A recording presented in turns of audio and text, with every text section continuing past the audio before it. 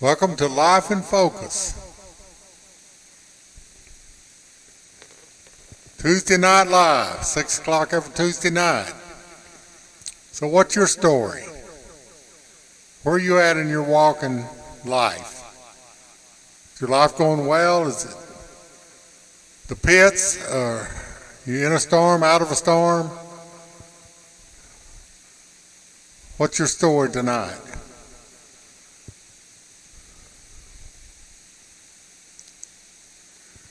I want to remind you that in January that we're starting a Emotions Anonymous online meetings. The group name is Gateway. It's approved by AA, so we would like for you to join. Please call us at 903-436-8816 if you're interested, and we will set you up and you can attend wherever you're at, on your phone, on your computer, wherever you're at. And it's an exciting program. I've taught it once before. I've been involved with it once before. And we'd love to have you involved. It's for those that have paranoia, anxiety, any kind of mental health issues. And it's a great program that has been put forth. If you want to join, we ask you to go online and buy the book called Emotions Anonymous, okay? You can get it from AA. Go online and get it from AA. You can buy it from Amazon. Buy it in a lot of different places. If you have difficulty finding it, just call me. Okay, let's get going. Here's our theme song. Performed by Lindsay Reeves. Written and produced by David Whitfield. Lift the load from my shoulders, shake the chains from my heart, let the crushed and silent voice within declare a new start.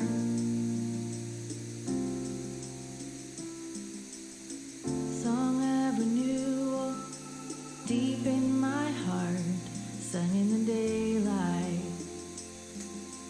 sung in the dark. Troubles in this life weigh on my mind, but I live stronger, stronger to leave them behind. Living doesn't last forever. I wanna live while I'm here. Recovery is on the way. Breathing no wonder. Today is not forever. Dream big, see clear. Life is now or never.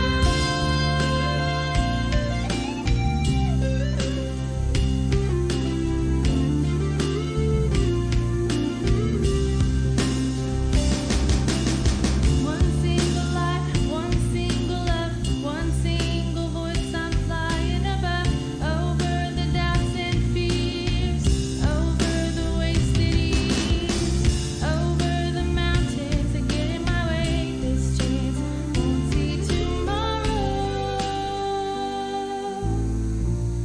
I gotta live it today.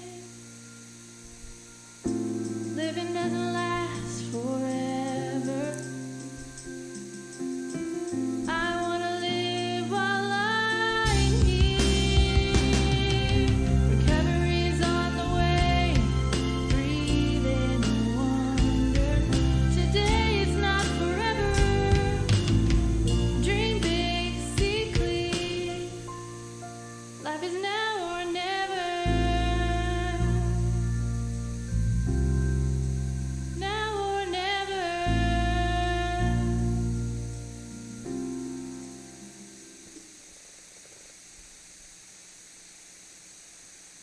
Okay, let's roll.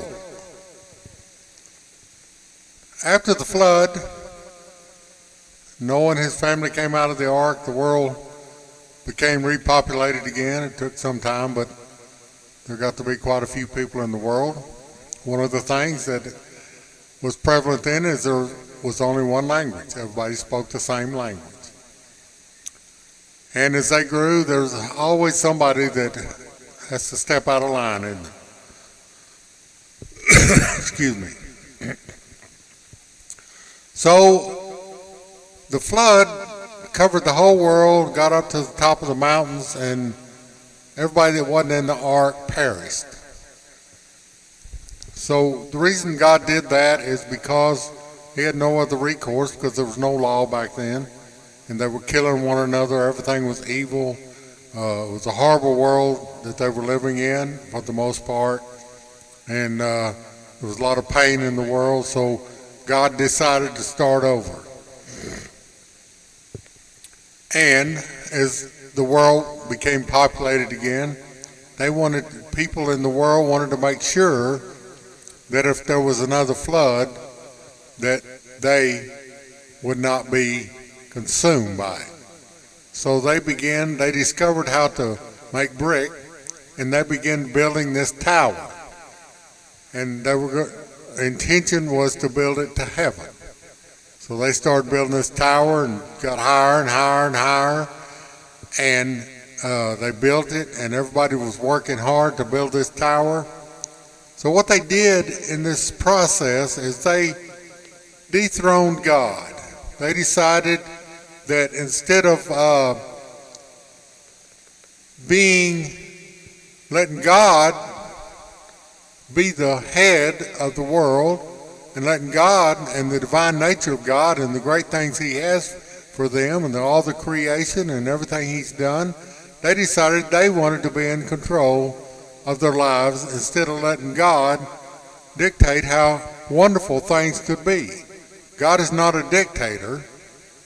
God is a loving God. He's a father, and he has made all these provisions for them, recreated the world, and it cleaned it all up, and it was a wonderful world until some people decided to dethrone God, and things became evil again. Now, there's a scripture that says that would a man gain the whole world and lose his own soul? So let's look at that a minute. We know that in the beginning, when God created Adam, that he made him out of the dust of the earth, out of clay and dirt and all those things, and made this wonderful looking man. And then he breathed into his mouth and his nostrils, and it said Adam became a living soul. Now he became alive. Didn't say he became a living spirit. Didn't say he became a living body. Said he became a living soul. So our soul is the central core of who we are. It's where God dwells. It's where our intellect is. It's where our will is. It's where our emotions are. It's where we make decisions. It's where all those different things that constitute our lives are. And when we all come to the place that we have to walk through, which is the end of our lives, the soul leaves the body and goes back to God who gave it. So, Adam and Eve's souls was perfect. There was nothing wrong. They were complete. But when they ate of the tree that God told them not to eat of, which he said was the tree of good and evil, and Satan convinced them that if they did that they would be like God. Now, years ago, back in the 80s, I had a friend named, we called him Speedy, but his real name was Mervyn. I haven't seen him in a while. And he had a tremendous issue with drugs. And I took him under my wing. That was before I understood it. And I was going to the county jail every Sunday and dealing with that. But I asked Speedy one day, or Marvin as he prefers to be called, what does the drugs do for you? And he said it makes you numb. And that was foreign to me. And I said, well, why would you want to be numb? And he said, because of the pain, emotional pain in your life and the things that's happened to you, you don't want to have to deal with it. And he had this friend, I forget this friend's name, but his friend took acid. And the first time he took acid, he had this wild trip where he saw the world opened up, the heavens opened up, and he saw God in his trip on this acid that he had taken. And it was such a wonderful experience, he said, that for years he tried to duplicate that experience and was never able to do that. So what he did, Mervin's friend, he dethroned God in his life and sought after an experience through a false God.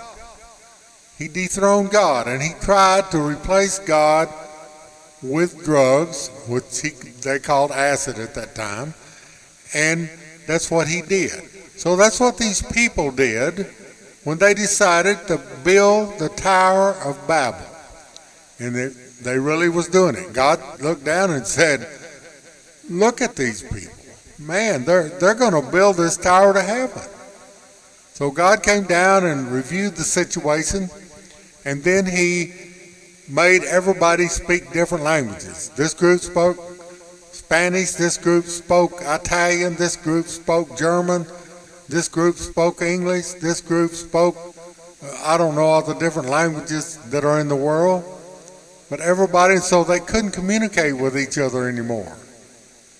And so everybody that spoke Spanish, they got together and went off and made a nation. Everybody that spoke French, they got off and made a nation, and so on and so on.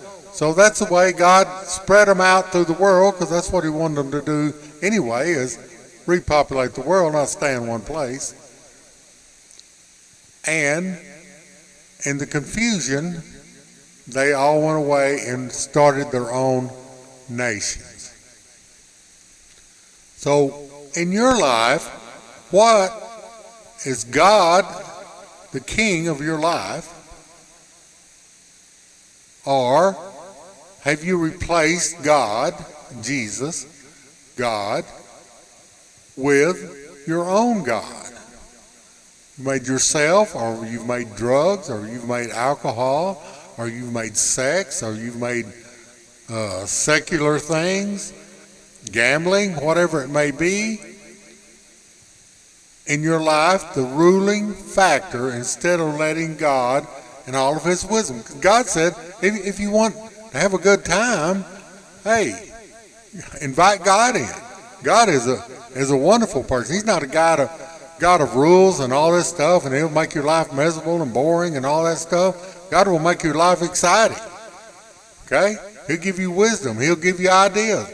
He'll give you ways to understand things, that you can invent things. You can be an entrepreneur. You can be a lot of things. If you'll just invite God and make God, enthrone God in your life. So Adam and Eve had messed up their soul, and it wasn't complete anymore. Now God came down and confused their languages, and he made them scattered throughout the different world, and he wanted them to serve him, not their own ways and means. Okay? God's not going to isolate you and make you stupid and all that stuff. God's going to make you loving and kind, and if all of us would embrace God, then now, some people make pornography their God. So if you don't buy pornography, if you don't buy drugs, if you don't gamble, if you don't drink alcohol, if you don't do all those things go away. Why? Because they're all driven by money, right? So we could have a world where there was no abuse of children, there was no murder, there was none of that in our world if we would just embrace God. Okay? We would just do that. And if we would let God heal our soul. our soul is damaged and it needs repair. Jesus came to do that. In 1947, there was a guy named Chuck Yeager, and he got into a jet airplane, and it would run fast enough that he could go through the sound barrier, which I think is 747 miles per hour. Nobody knew what would happen because nobody had ever went through the sound barrier before. So when Chuck got in that plane and he started through the sound barrier, he said everything started shaking and he was scared to death. He didn't know what was going to happen, didn't know where the plane was going to fall apart, blow up, whatever. But as soon as he crossed that threshold, everything became peaceful and quiet and smooth. I like to think of it as you and I need to get through the Satan barrier. When we decide to follow God and decide to become partakers of the divine nature, it said God promised us that we could be partakers of the divine nature. That's what Adam was. God will let us partake and be like him. Okay? And he said if we would do that, we could escape the corruption in the world or caused by evil. So we could escape all the evil, the people that hurt us, the people that hurt other people, the people that kill people, the people that abuse children. We could do that. So we could be partakers of the divine nature. So when we're trying to break that Satan barrier of drugs, of whatever it may be in our lives, there's a lot of chaos happens at first. A lot of shaking, scared. It's a whole new realm that you've never entered in before. You don't know what it's going to be like.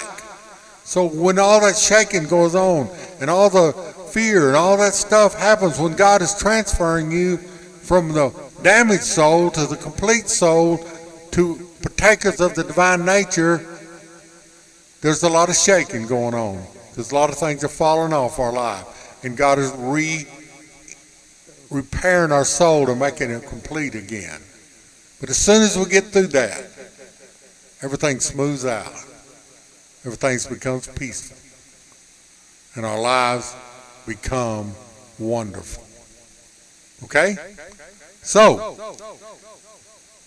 that's as far as we can go tonight. But thank you for tuning in.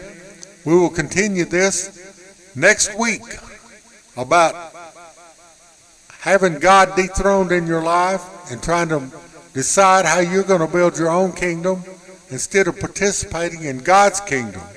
Because God's kingdom is what it's all about. Okay? Said we'd be born again. It's kind of like breaking the Satan barrier. We become a new creature. We become a new person. Okay? Everything, he said, the old things pass away. We can become new and be partakers of the divine nature. So, it's time to go again. Okay? But we'll see you next Tuesday at Tuesday Night Live, and we'll continue this discussion. If you have any issues or anything, direct message me. Go on my Facebook. Also got Making Dreams Real Facebook. You can go on YouTube. Whatever you want to do. I got a YouTube channel also. So tune in, and you can review these deals on Facebook or YouTube. God bless you. We'll see you next week.